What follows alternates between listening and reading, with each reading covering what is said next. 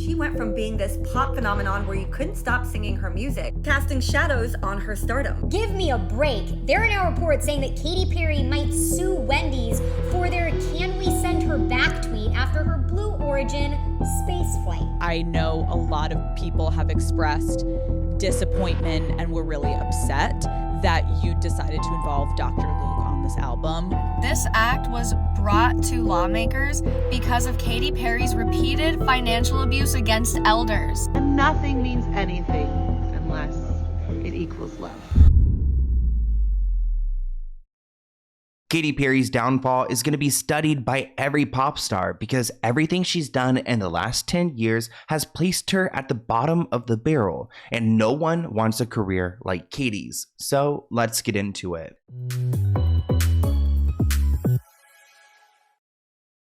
This tour might really be the end of Katy Perry, and it's hard to watch. Katy Perry's cringe tour.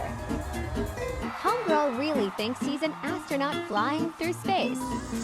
Well, I mean, according to her, she is an astronaut. NASA said anyone who's left and gone into space is considered an astronaut. Make it make sense. Is this? Oh no, she's glitching. Table stiff vibes. What in the Vegas pole dancing moves is this? She thinks she's running on the moon. Zero gravity, zero talent. Somebody send her back to space, she's high. Not the furry boots. Off to space she goes. Don't come back. In her Taylor Swift era. What is this video game shit? Is she in Star Wars or something? The acting is not it. Why is she flying on that creature? She's looking a little too thirsty. Is she fighting a giant vacuum? The Darth Vader looking ass. Why is she running like that? She is drunk. You missed a step. Please end this madness now. Doing anything but singing. Cut the cables.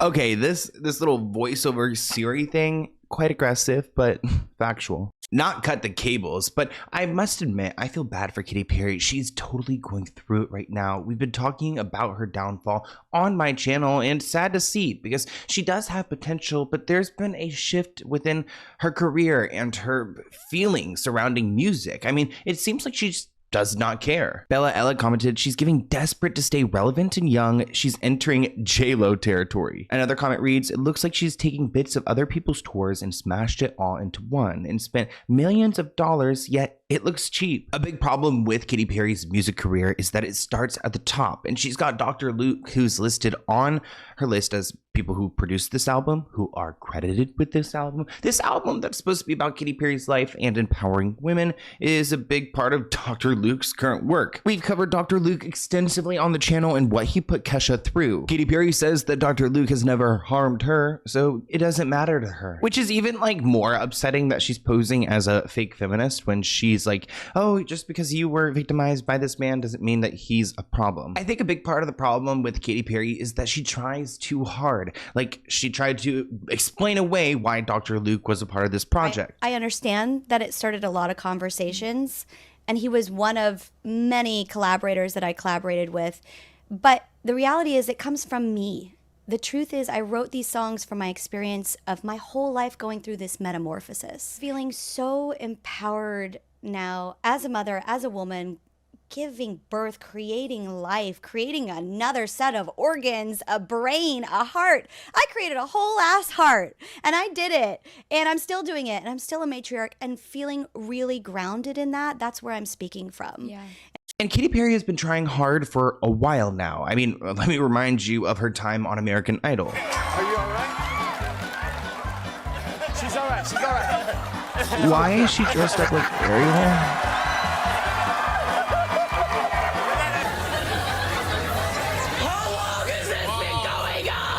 Wait, why is she just dressing up like all the Disney princesses? No, Snow White. How long has this been going on? Wow, she moved the table. Very passionately, I can pick things Wait, Katy Perry's about to look like dance. That was a first, ladies and gentlemen. The concert is officially over. One thing about Katy is that she does not mind being like the butt of a joke. Like, if you want to make fun of her, go ahead and just do it. She's gonna be the first one to make fun of herself. Can I get some tape, some gaffer tape? so sorry. I can't take it. Oh, Lord. Honestly, that's actually pretty funny. What are you doing? What are you doing?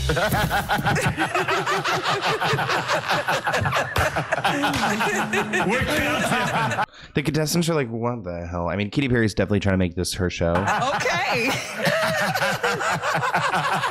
That's all you need. We've seen too much. No. Oh gosh, throwback to that horrible blonde hair she had, her Ellen DeGeneres era. Trying to copy Miley Cyrus though. Like, remember how Miley Cyrus's brother said that Katy Perry tried to copy her to achieve relevancy again? I first knew Katy Perry though, and her team were lame as when her career was first dying, and they were like, what can we do? What worked for Miley? She cut her hair off and it broke the internet, and everybody freaked out, and she bleached it blonde. We should do that with you, Katy. Katy's like, yeah, we should. Should we do it like slightly different? No, we're gonna do it exactly the same. And also, Miley started working with Mike Will Made It, Wiz Khalifa, Juicy J. Remember Jay's on My Feet? You know, she started to transition doing more hip-hop stuff. We're going to get you in with the hottest group, the Migos. You're going to do exactly what the Miley did and blow up. Guess what? It didn't work. Not that bad hair. Oh, and here we go again with the Snow White acting up. What if she was Snow White instead? Honestly, it may have done better. No, it probably would have been even worse. Could you imagine it being worse than how it went? I don't think it could have gotten worse. I mean, Katy Perry probably would have done better. We watched some of Katy's highlights, but she was pretty mean on American Idol. If you saw my last video about Katy Perry, you would have seen that she was pretty aggressive to some of the contestants. Some people even question, is she supposed to be like the Simon Cowell of the show? Katy Perry is so mean on this season of American Idol, and it's icky. It wasn't okay when Simon did it, and it's not okay now. Another person wrote that Katy Perry bullied this woman. Actually, I remember she bullied this woman for having like 3 kids and being 25. Pretty much mom shaming her on live television before she even started singing. So ugly. Her new album in collaboration with Dr. Luke, in conjunction with her like time on American Idol, it really paints a picture of who Katy Perry is. And now it's time to go and tour again, which you could always tell how the people feel during tour. You know, putting out new music and appearing on TV, you can't really tell how people feel about you. But when you see a crowded stadium, an arena, you know that you've made it. And that's not what Katy Perry is experiencing right now. And I feel like she, alongside her record label, really set her up for failure. 2025, the spotlight has shifted, where she went from being this pop phenomenon where you couldn't stop singing her music, casting shadows on her stardom. Latest album, 143, debuted at number 6, but quickly vanished off the charts, and she was heavily criticized for collaborating with Dr. Luke. Then came her 11-minute trip to space, which was intended to inspire women, but many perceived it as a tone-deaf publicity stunt she used to promote her tour, which unfortunately worked against her because her tour is not selling out. Now, it's not like Katy Perry came back from a thriving music career. Before her time on American Idol, we had Witness, and I guess Smile was around the time she was still on American Idol. But these 2 albums did not do that well, especially with artists like Taylor Swift and Lady Gaga, who are able to evolve and still stay at number 1. This person wrote on Reddit, her misstep, I feel like, is that she was outwardly desperate for a hit. One of the worst things you could do in pop is be desperate, instead of taking a risk and trying to reinvent herself. Since it didn't work the last time she tried it, she falls back on what she knows, making cookie cutter women empowerment anthems and linking up with alleged criminals because she knows he makes hits, aka Dr. Luke. And then when the song bombs, she releases a long-winded explanation on, oh, it's actually satire, and trying to again put the blame onto someone else other than her own. She really can't even explain why these projects are not doing well because she's so not really a part of them. It just keeps getting worse for Katy Perry because after the release of 143, it has the lowest Metascore on Metacritic out of any album released in 2024 with 38. With 4 mixed ratings and 1 outright negative rating, the highest is a 50 by The Clash. And they say something that I think a lot of us have felt with this Katy Perry record, saying with Chapel and Sabrina and even Charlie, you just struggle to see where 143 kind of fits into the zeitgeist of pop right now. After the negative reaction that critics gave to Katy Perry after her Witness era, remember the time that she did the 24-hour-a-day live stream where you could go and witness her living in some apartment?